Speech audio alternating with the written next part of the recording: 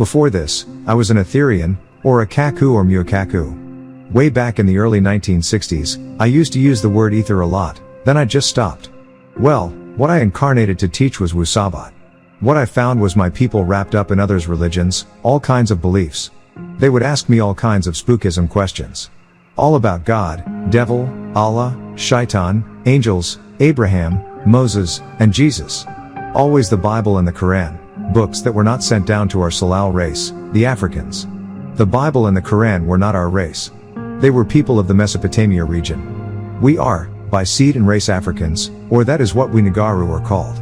Their deities that came down to them were Anunnaki, not related to us in any way.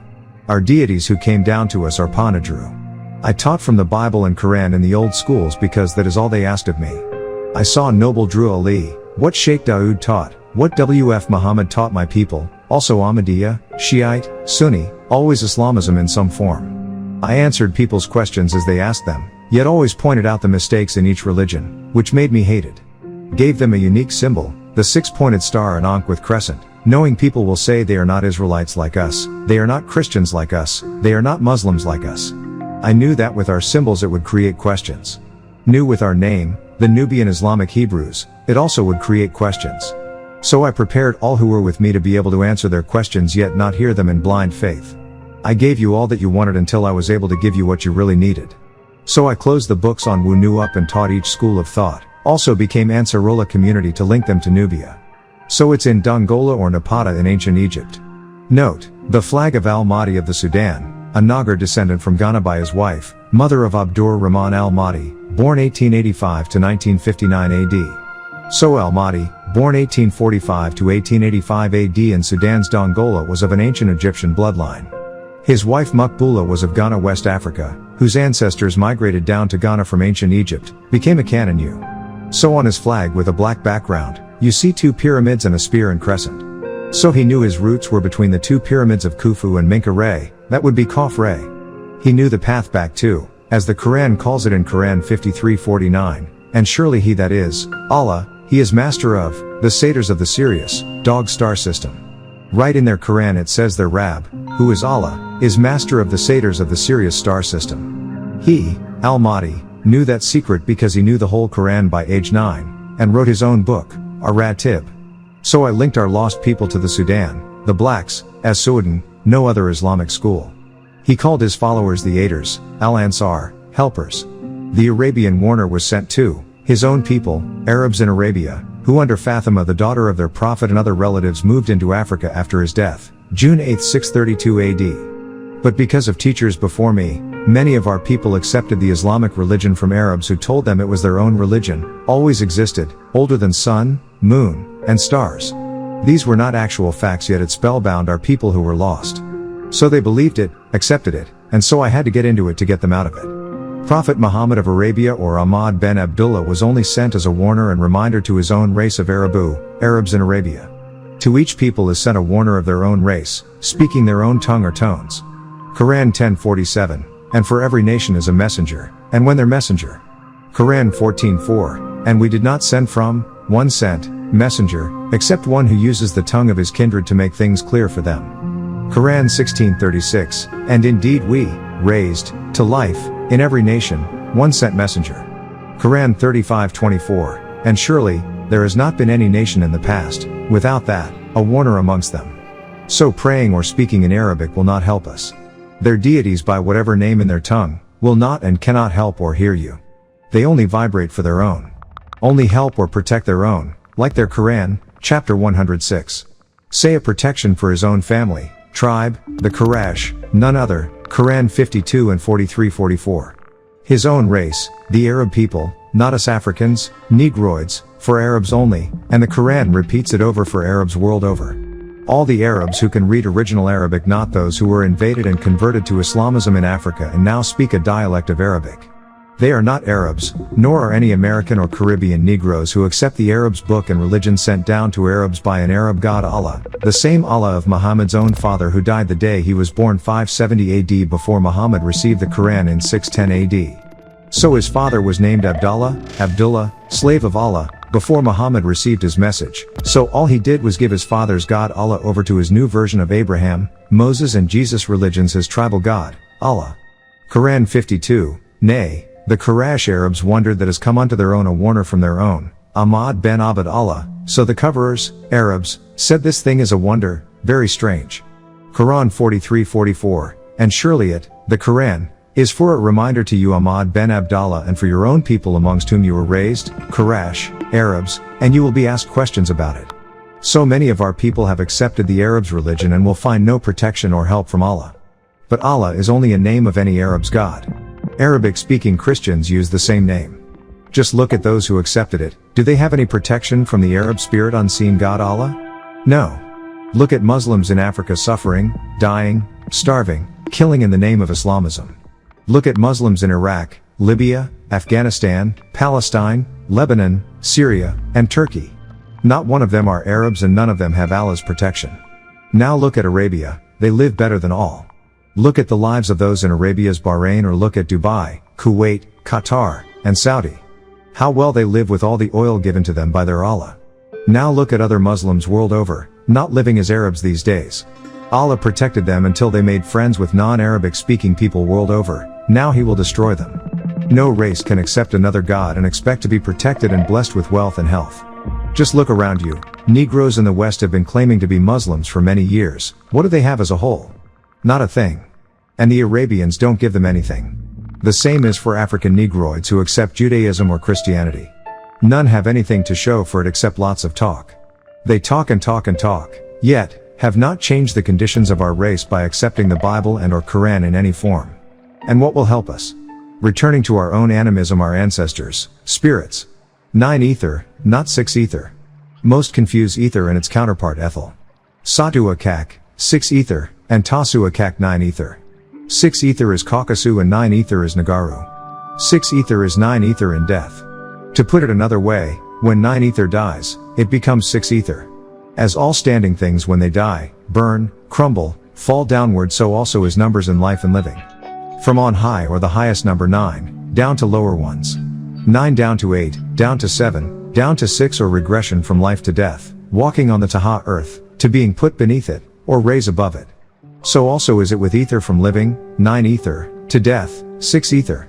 Once Kaukasu die they turn black and then return to carbon C6, or element of carbon, a base of all living things. Once a Nagaru loses their soul or divine being, they become fluorine F6, greenish yellow pale.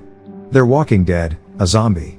Quran 36:51, so when the horns are blown into, so when that happens, those from the graves, go quickly toward their masters, their descendants. In each culture they have different names for it, Draga, Celtic, Ghoul, Arabs, Revenants, Anglo-Saxons, Yung Chi, Chinese, Wendigo, Canadian Indians, and Golem, Jewish.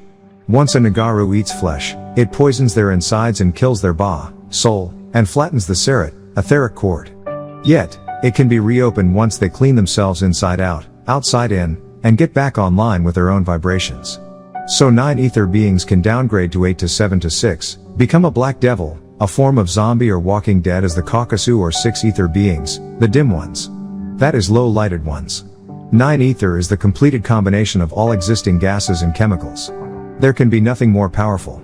This power is the power to create or grow all things. 9 ether is the original creator or grower. This is our nature as deities. In Negroid or African culture, creation means growth. And therefore 6 ether is the reverse formula of 9 ether. Look at it this way, when things die, they stop breathing oxygen O8, and revert to carbon C6. 6 plus 6 plus 6 equals 18, and 1 plus 8 equals 9, 9 plus 9 plus 9 equals 27, and 2 plus 7 equals 9. So all returns to 9 or reverts to 6. You see, born at 9 months, birth then growth until death. If you have a soul you move on from 9 or fluorine to neon, Ne10, gaseous chemical element of the Earth's atmospheres. Neon from neos, which is Greek meaning new. So, you revert back to hydrogen, H1. So to regress Nagaru, Pa Kaukasu must teach them the wrong things to do, such as foods that will trap poisons inside their bodies, like too much cheese.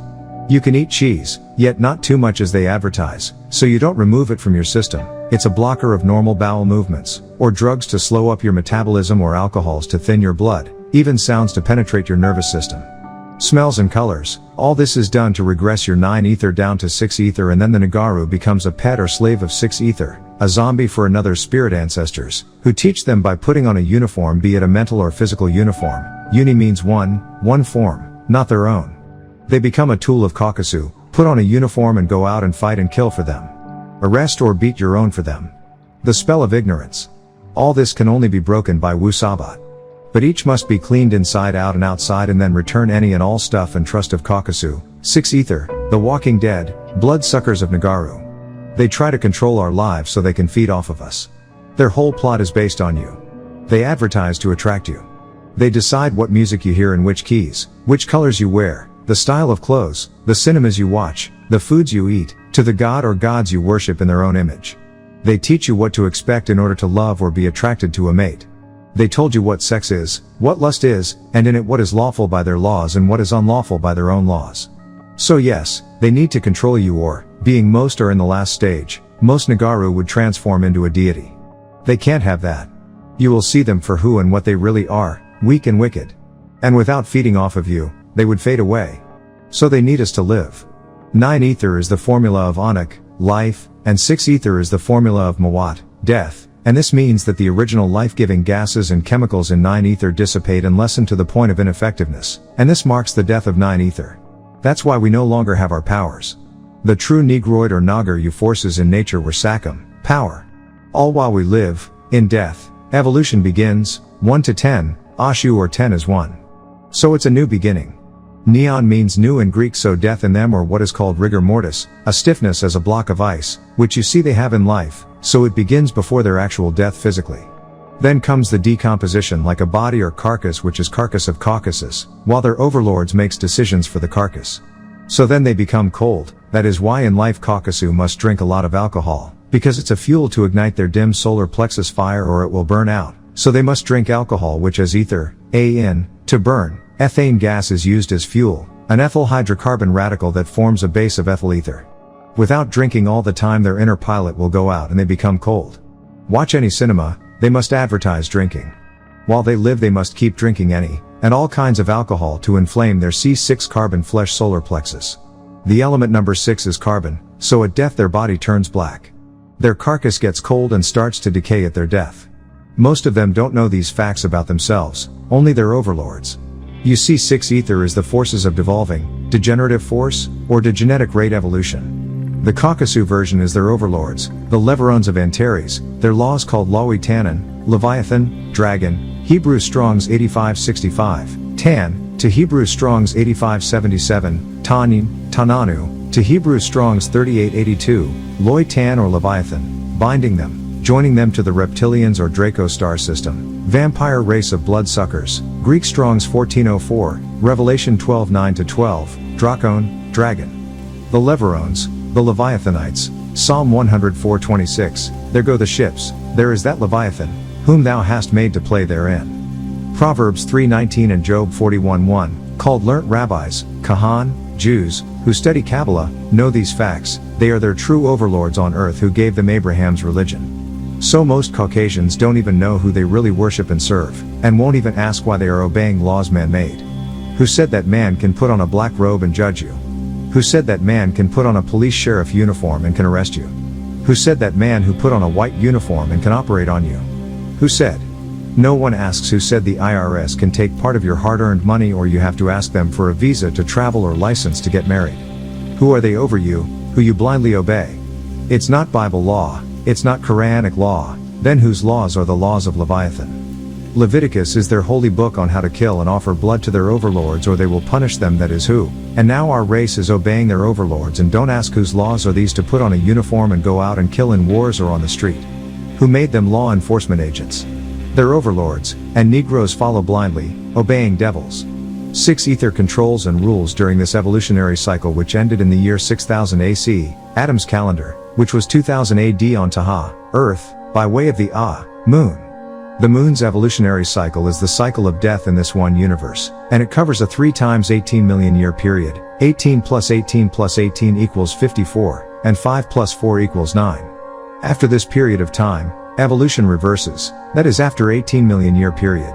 And it ended with this last of 4 6,000 year cycles, or 24,000 years. The last 6,000 ended in the year 2000 AD, and man's kind will revolve back to simians, monkey from Homo sapiens, down to Homo simians, and the evolutionary Nagaru up to a deity. This is happening now. Look at them reverting back to beasts. Look at what they're doing to their own bodies, painting colors all over as tattoos. Putting rings in their face, through their tongues, their sexual organs. Dyeing their fur all bright colors, blue, pink and yellow. Look at them, how they now dress. Listen to what they call music, metal, hard rock, country western, screaming, hollering, yelling, jumping around, bumping their heads. Look at them. Infighting in the political world. Putting horns under their flesh, shaping their teeth like vampires, wearing contacts in their eyes like reptiles and splitting their tongues to create forked tongues like reptiles. Look at them as they regress back to beasts. Then they try to start wars all over to kill in order to offer to their bloodlusting gods. Look at how they can't manage world affairs. Look at them out of control, an ape man again. 6 ether is the negative energy of this one universe. When this one universe is dead, that is in its death cycle. Their meetings of their political caucus don't know what to do. Europe's Caucasus Mountains are between the Black Sea and Caspian or Caspar Ghost Sea. This is their end. When the prominences of 6 ether broke forth from the sun at death of this one universe and reached the Earth's magnetic field, back in 2012 AD, it interfered with the Taha Earth, and Ah Moon, in their living courses. The great corruption of nature took over and weather of destruction. You will see great things happen in nature on up to 2030 AD, not the end of the whole world, just the end of a cycle and the death of 6 ether and those who obey them. Pa-Ah, the moon, which was a living universal body, is now a created or made satellite or sat plus L plus light, satel, an attendant. It is a hollow craft placed there long ago. At this time at the beginning of evolution, things lined up and stopped turning on its own axis. Pa-Kawak Taha, the planet Earth, is off by 23.5 degrees. The moon is on a false axis and thereby becomes weightless on the surface, and by which means becomes a dead universal body that converts 6 ether from the sun to deep and greater negative forces, which are developments of evolution until it reaches its climax in Ghost and the Caucasus race, that is incarnated 6 ether, is then conscious death gases of this one universe in the atmosphere of this one universe, and takes the form of human beast animals in flesh. Since 6,000 years ago, for blood offerings to flesh-eating extraterrestrials they worshipped as Yahweh of Elohim, Cherub of Cherubim, Allah of Al-Haadi, their overlord and Lord's Nanner of Anunnaki. The haze or lies of the last 6,000 years has kept us blind to these actual facts. Therefore we walk by faith not sight. According to the Merriam-Webster's dictionary, sight is defined as the physical sense by which light stimuli received by the eye are interpreted by the brain and constructed into a representation of the position, shape, brightness, and color of objects in space. Mental or spiritual perception. Sight is one of the 5 external physical senses that humans have. Contrary to what we've been taught, the eyes do not actually see. The eyes contain receptor cells which respond to messages from the brain as they experience external stimuli. They work by touch, the one real sense. Receptor cells are sensitive to specific classes of stimuli within a certain range of intensity or vibration. To explain stimuli, plural for stimulus, is external interference or action upon receptor cells. Light, for example, is a stimulus for vision. Your ability to see depends upon a certain amount of light penetrating the lens and cornea of the eyes, so that it focuses on the delicate retina. The part of the eye has nerve cells which relay impulses to the cerebral cortex of the brain. Thus an image is visualized. Your eyes are often said to be the windows of the soul. The eyes are spherical structures anchored by 6 muscles into bony sockets in the skull. Under the direction of the brain, these muscles cause the eye to track moving objects.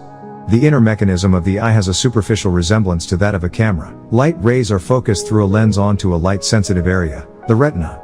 But this camera is a highly flexible one, and it's attached to a supercomputer, the brain. The retina itself is made of about 130 million receptors, and the eye can distinguish 8 million colors. The eye is moved by 6 voluntary muscles and is kept firm by transparent fluids within it. The eyeball consists of 3 layers of tissue.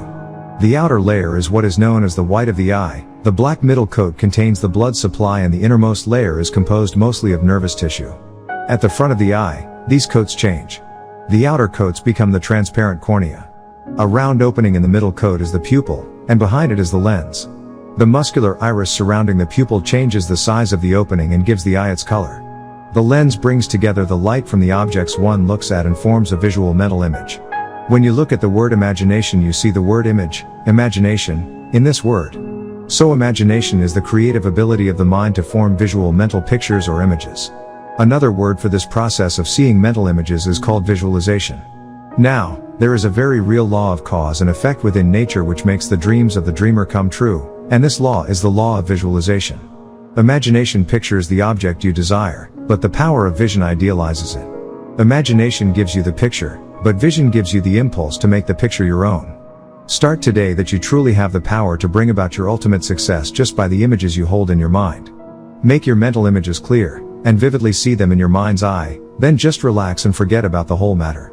Send these visual images over to the subconscious mind, by relaxing and letting go of the images you hold and watch them begin to manifest into everyday reality. Visualization holds the key to being able to shape and mold your own destiny.